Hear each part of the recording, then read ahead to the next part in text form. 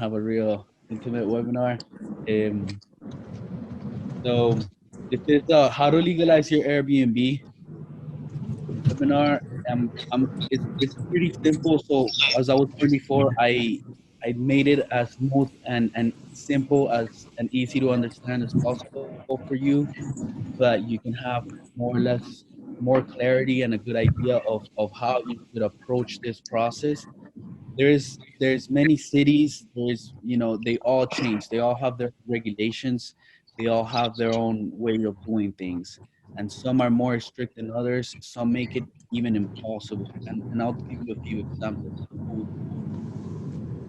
makes it impossible. So this pretty much boils down to a few layers. It's a four layer. I call it a four prong fork. Let me give me a second. Let me so that you guys can hear me clearly. Okay, great. All right. Feel free to send me a message if you have anything in particular, or I think you could unmute yourself. Um, all right, here we go. Now, it is four layers, as I was saying, and it's important to start from the beginning, but also consider all of them before you even start from the beginning, because at the end you may find out that the homeowners association doesn't allow you to do it. So it starts from the state, because those are the ones that have the most control over the whole legislation.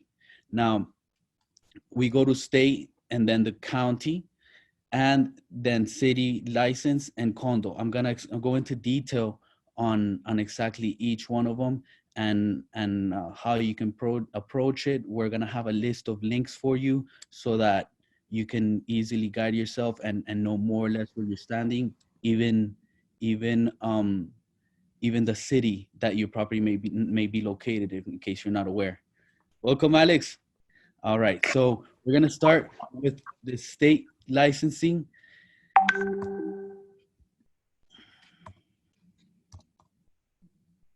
So for the state, you go to the DBPR. I'm gonna have a link at the end, and you can actually do this online. It's fairly easy.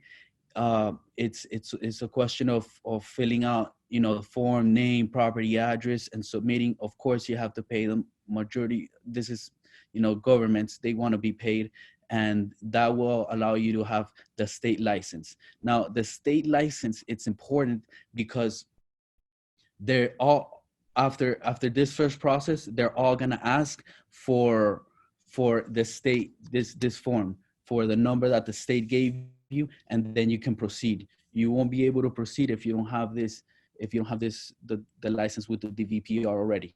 Now, when you go with the DVPR, make sure you go with with the hotel and restaurant section. Many people keep on asking me like, oh, I can't find it. It's not in the real estate section. It's not because it doesn't belong there. This is hospitality. This is short-term rentals. This is hotels. So the cost for me, it was just $200 and some change. It didn't go over 300, but I have a feeling it really depends on the amount of units and the amount of the amount of units and the probably the amount of size. But the price do vary.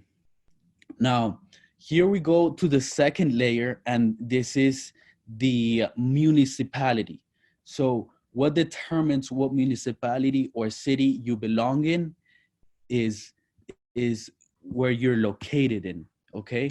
So for example, if you're an unincorporated area of Miami, then this means that your city is located or is within Miami-Dade County lines if it's unincorporated. Incorporated meaning the area, incorporated themselves into a city, and that would mean that you're actually part of a city. And as you can see in the map, there is a whole lot of areas here, and they're all cities. Now the white areas, that's unincorporated Miami-Dade, and unincorporated Miami-Dade is very good. Honestly, very good. I'm happy when a property is located there because the process is real simple. Now As you can see over here, Miami Beach is the green area, and the biggest by far area is the city of Miami. You know, they incorporated way back, and most of the um, of the city belongs there. Now, city of Miami is a special um, area in terms of short-term rentals because I'm gonna go right into detail with that because they've been in litigation with Airbnb since way back 2017. Sorry. Um, Other areas we were just discussing with Camilo is the city of Hollywood. It's completely legal, but they have a lengthy process. It's lengthy and pretty in scope, in detailed. The city actually gets an inspector in your property at the end of the process. They make sure that you have a fire extinguisher under the kitchen sink. You know, of course, the smoke detectors. They And you also have to draw up a floor plan of the property itself, how it looks, where the exits, all that. So, but it's possible. It's good that it is possible. City of Miami Shores, it's legal. City of Miami Beach, it's legal, but of course, it's a lengthy process. And City of Miami Beach is actually legal and illegal. And I have a slide just for that because I know Miami Beach is known for these crazy fines, you know, notoriously for $20,000. Okay. Now I did want to touch on it's not there, but Key West is actually one that is incorporated, and we have a property in Key Largo. That one is very tough to deal with, and if you're even considering in that area, you know, make sure you take a look at the steps, what they require, because it's crazy. It's one of the most strict and impossible ones that I've witnessed, that I've seen. They go as far as having to send a letter to all the neighbors that are within 300 feet of the property, and you have to let them know that you're going to do short-term rentals. Then you have to have a manager within the marker of the property. It's like within the area of key where it has to be within the mile marker. So that one is tough one, and I definitely suggest you should look into it before you proceed with it. Now I'm gonna start over here with Miami-Dade County. This is a special case, and it's a house that we take a lot of pride in because we decorated it and it came out real well, and it's performing amazingly. And I have a good feeling one of the reasons for that is because, you know, not only did we make a culture around it. It's called the Mango House. It has 4 mango trees and a bench underneath it. This one it's a special one because city of South Miami doesn't allow short-term rentals, but we're just right across the street from from South Miami. And let me see if I can show you here. It's like somewhere right here in this patch, the '09, and it's right across the street. So it makes us you know, we're just in the right area, and we don't have any problems. And at the same time, we're right across the street from So this is what the certificate of use looks like with Miami-Dade. It's a super simple process. You just type in a few things. You can't see it here, but I paid I paid $136 for this certificate of use, and I just renew it every year. It's very simple. After filing with the state, okay. And now I wanted to even go a little bit into detail into actual Miami-Dade. Airbnb is cracking down on who doesn't have the certificate of use for Miami-Dade. And I just took this picture today. It says that I have 53 days to comply with the certificate of use. And as you can see here on the left, apply for certificate of use. They'll take you to the link where you can apply and process it. It's pretty much a matter of making the payment.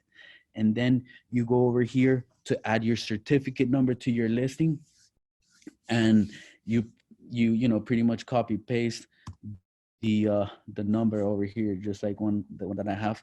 I had an issue, and I've came across a lot of hosts that are having the same issue, which is that the system is not accepting the number.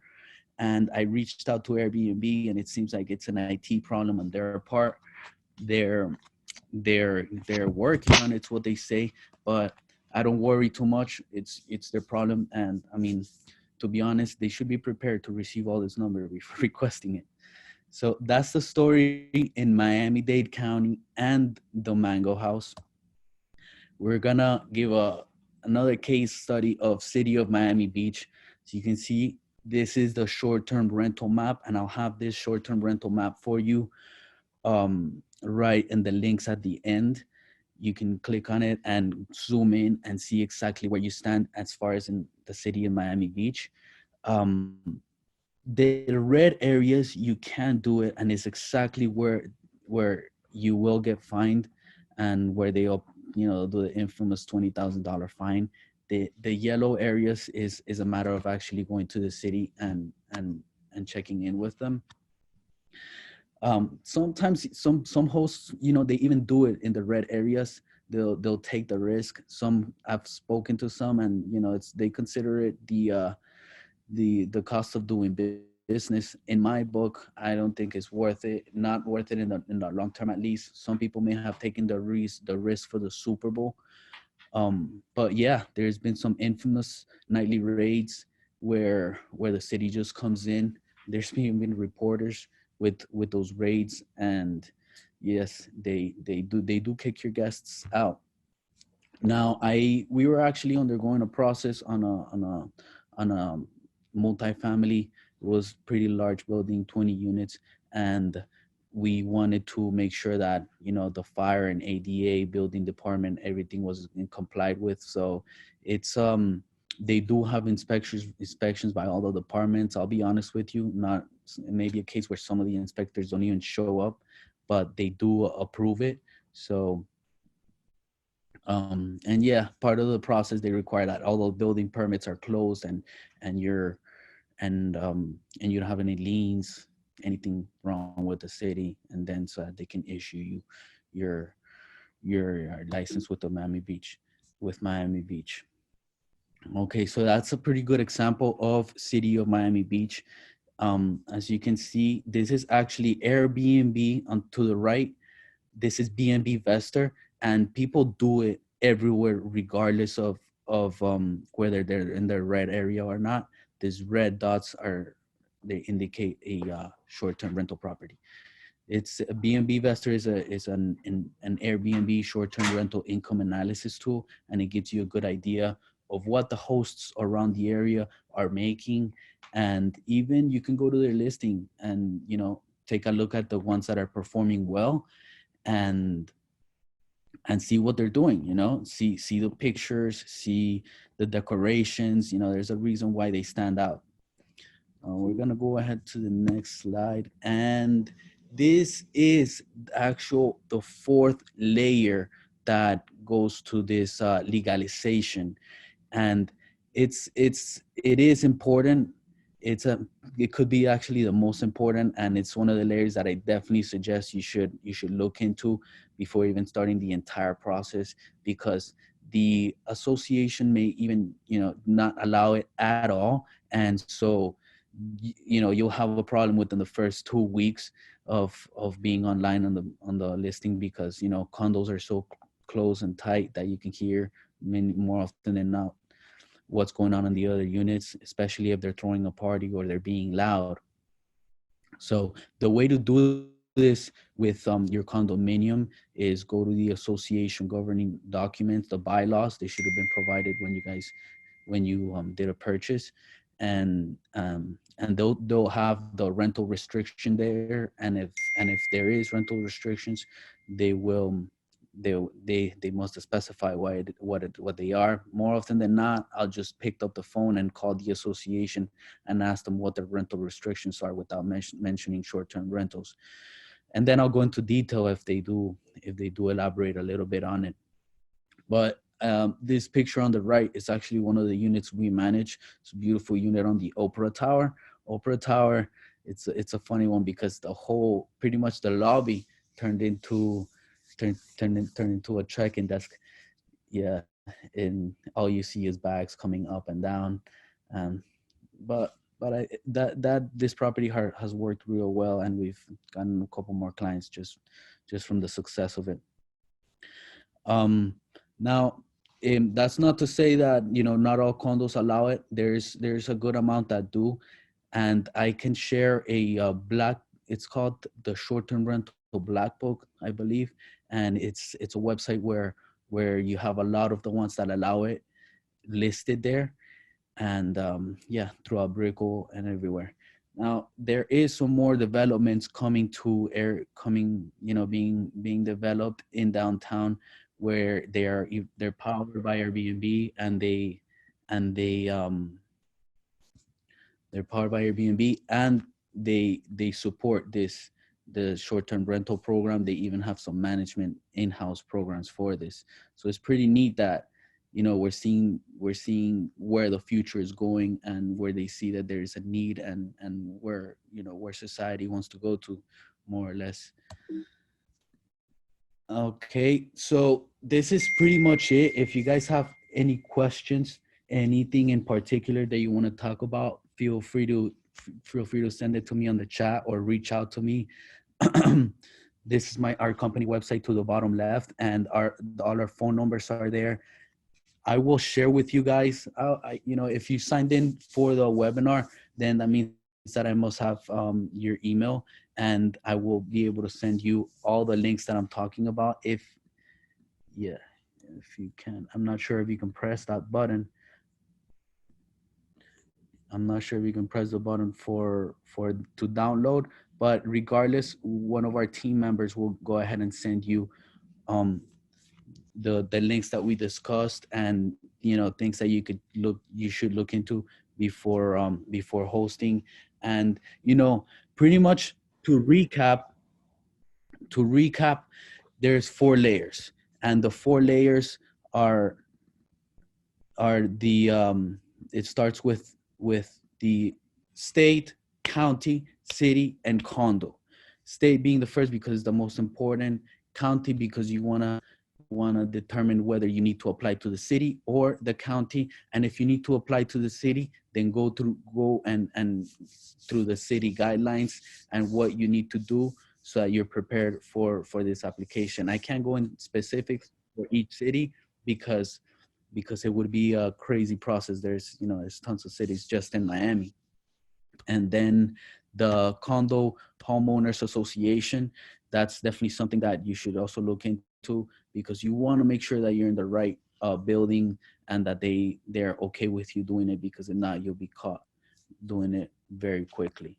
So I really do hope you guys took something away from this. If you guys have any special suggestions or anything that any feedback, I definitely appreciate it. And if anybody has a question that they want to ask on regards to rentals, feel free to unmute yourself, and Q&A.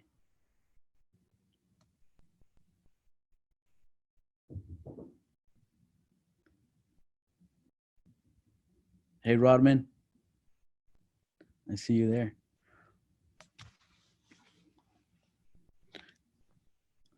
All right, guys.